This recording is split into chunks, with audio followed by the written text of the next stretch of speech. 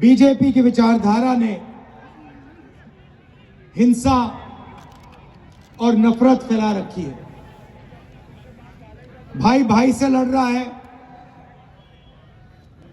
एक धर्म का व्यक्ति दूसरे धर्म के व्यक्ति से लड़ रहा है, भाषाओं के बीच में लड़ाई हो रही है, एक जात दूसरी जात से लड़ रही है। और हम चाहते थे जो ये मोहब्बत का देश है, इसमें फिर से जैसे मैंने कहा नफरत के बाजार में मोहब्बत की दुकान खुलनी चाहिए।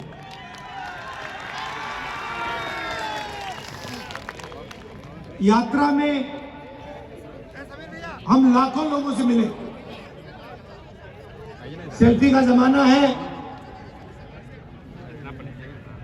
तो हजारों लोगों के साथ सेल्फी हुई। 7 घंटे हम चलते थे, किसानों से, मजदूरों से, स्टूडेंट से, माताओं बहनों से बातचीत होती थी। उनके दिल में जो दर्द था, जो कठिनाइयां थी, वो हमें बताते थे। और शाम को 15 मिनट 20 मिनट के लिए हम अपनी बात रखते थे। और हिंदुस्तान की राजनीति पर यात्रा का बहुत बड़ा असर पड़ा। एक विचारधारा जो बीजेपी देश के सामने रोज रखती है, नफरत, हिंसा,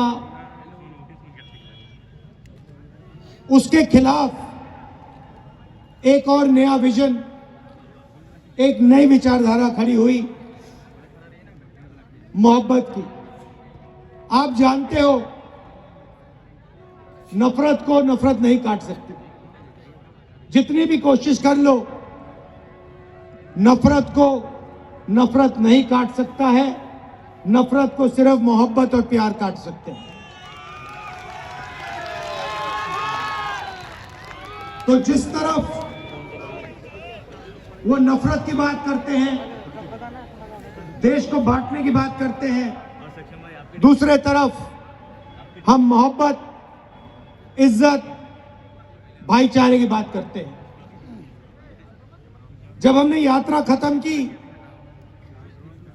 तो काफी लोग हमारे पास आए, कहते हैं राहुल जी, आपने कन्याकुमारी से कश्मीर तक यात्रा कर दी, मगर देश का जो राजनीतिक सेंटर है, सोशल जस्टिस का जो सेंटर है, जहां से सामाजिक न्याय की लड़ाई शुरू होती है, वहां से तो आपकी यात्रा गई नहीं। बिहार से आपकी यात्रा गई नहीं, असम से आपकी यात्रा गई नहीं। तो बहुत लोगों ने हमें कहा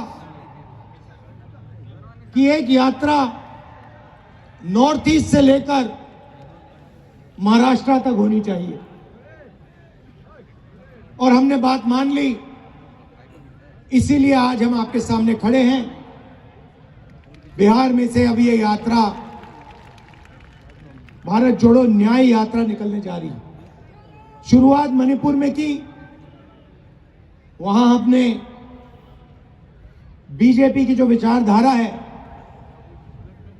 उसको अपनी आंखों से देखा। मणिपुर को 2 भागों में बांट दिया है, भाई को भाई से लड़ा दिया है, और पूरा प्रदेश 6-7 महीने से जलता जा रहा है। दुख की बात है कि हिंदुस्तान के प्रधानमंत्री आज तक मणिपुर नहीं गए। शर्म की बात है।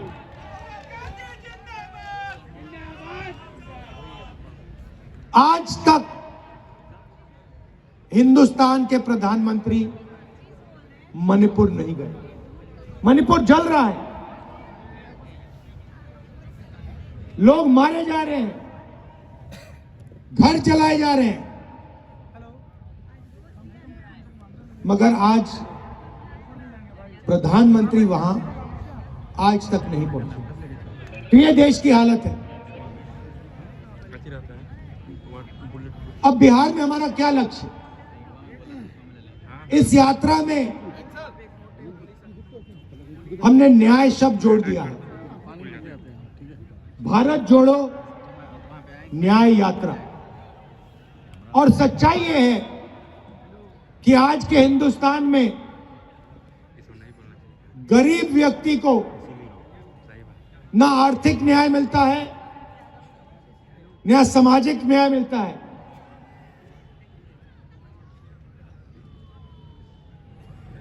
तो इसलिए हमने न्याय की बात जोड़ी है। मोदी जी की सरकार में 2-3 अरबपतियों को हिंदुस्तान का पूरा धन पकड़ा दिया जाता है, चाहे वो एयरपोर्ट हो, पोर्ट्स हो, इंफ्रास्ट्रक्चर हो, अस्पताल हो, यूनिवर्सिटी हो, सारा का सारा 2-3 बड़े उद्योगपतियों को पकड़ा जाता है। मगर जो हाथ से काम करता है, मजदूरी करता है, जो किसान खेती करता है, उसकी सरकार मदद नहीं करती है। उसके लिए बैंक के दरवाजे बंद हैं और उसके लिए नोटबंदी और जीएसटी है। अरबपतियों के लिए बैंक के दरवाजे खुले, प्रधानमंत्री का अफसर खुला, का ऑफिस खुला, सरकार के सारे दरवाजे उनके लिए खुले। तो यह बात हम आपके सामने रखना चाहते हैं। बिना सामाजिक न्याय और आर्थिक न्याय के यह देश प्रगति कर ही नहीं सकता है। ये खोखले शब्द हैं। ये जो विकास की बात करते रहते हैं, सामाजिक न्याय के बिना, आर्थिक न्याय के बिना यह काम किया ही नहीं जा सकता है। अंत में मैं आपको एक उदाहरण देना चाहता हूं। पूरा देश जानता है कि देश में सबसे बड़ी आबादी ओबीसी वर्ग की होती है। तकरीबन 50% ओबीसी वर्ग की आबादी है। 15% दलित हैं, 12% आदिवासी हैं, तकरीबन 15% माइनॉरिटी है। ये सच्चाई है देश की। यहां जो ओबीसी वर्ग के लोग बैठे हैं, मैं आपको बताना चाहता हूं कि हिंदुस्तान की सरकार को 90 आईएएस अफसर चलाते हैं। देश का पूरा बजट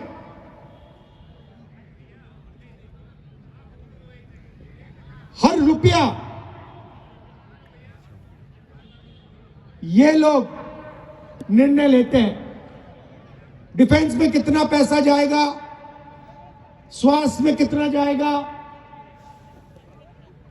किसानों को कितना मिलेगा, ये 90 अफसर ये सारे के सारे निर्णय लेते हैं। इनके बिना बजट का 1 रुपया नहीं बांटा जा सकता। और मैं बिहार के ओबीसी से कहना चाहता हूं, पिछड़े वर्ग के लोगों से कहना चाहता हूं, इन 90 अफसरों में से ओबीसी वर्ग के सिर्फ 3 हैं। और अगर बजट में 100 रुपए बांटा जाता है तो ओबीसी वर्ग के अफसर सिर्फ 5 रुपए बांटते हैं। यह सच्चाई है। और ये ओबीसी वर्ग के साथ हो रही है, दलित वर्ग के साथ हो रही है, आदिवासी वर्ग के साथ हो रही है। इसलिए हमने सामाजिक न्याय का सबसे क्रांतिकारी काम करने का निर्णय ले लिया है। भाइयों और बहनों, इस देश को पता लग जाना चाहिए कि इस देश में ओबीसी कितने हैं, दलित कितने हैं, आदिवासी कितने हैं, जनरल कितने हैं। उस काम को करने के लिए जाति जनगणना की जरूरत है। जाति जनगणना एक क्रांतिकारी कदम है। जिस दिन जाति जनगणना हो जाएगा उस दिन देश के आदिवासियों को, दलितों को, पिछड़ों को, सबको पता लग जाएगा कि उनकी आबादी कितनी है, और फिर उससे पता लग जाएगा कि उनका हक कितना बनता है। जब तक सामाजिक न्याय के सवाल को हेड ऑन नहीं लिया जाएगा तब तक यह देश आगे नहीं बढ़ सकता है। तो यात्रा में 2-3 तरीके के न्याय की हम बात कर रहे हैं। सामाजिक न्याय और आर्थिक न्याय, इनके बिना देश प्रगति नहीं कर सकता है। और यह बात हम बिहार की जनता को बताने आए हैं, और आपके दिल में इसके बारे में जो विचार है, जो सोच है, उसको भी हम यहां समझने आए हैं। आपने इतने प्यार से मेरा स्वागत किया, हजारों लोग आए, आपने अपनी पूरी शक्ति, अपना प्यार इस यात्रा में डाला, हमारी मदद की। इसके लिए मैं पूरे बिहार को दिल से धन्यवाद करता हूं। आप एक बात मत भूलिए, जब भी देश में सामाजिक न्याय की बात हुई है, बिहार ने लीड ली है, आपने लीड ली है, और यह आपकी जिम्मेदारी है, क्योंकि देश आपकी ओर देखता है। जब सामाजिक न्याय की बात होती है, पूरा देश बिहार की ओर देखता है। तो यह आपकी जिम्मेदारी है और यह आपको पूरी करनी पड़ेगी। मैं बिहार के हर नागरिक से कह रहा हूं, देश में प्रगति होनी है तो आर्थिक और सामाजिक न्याय की जरूरत है, और सामाजिक न्याय को आपसे बेहतर कोई नहीं समझता है देश में।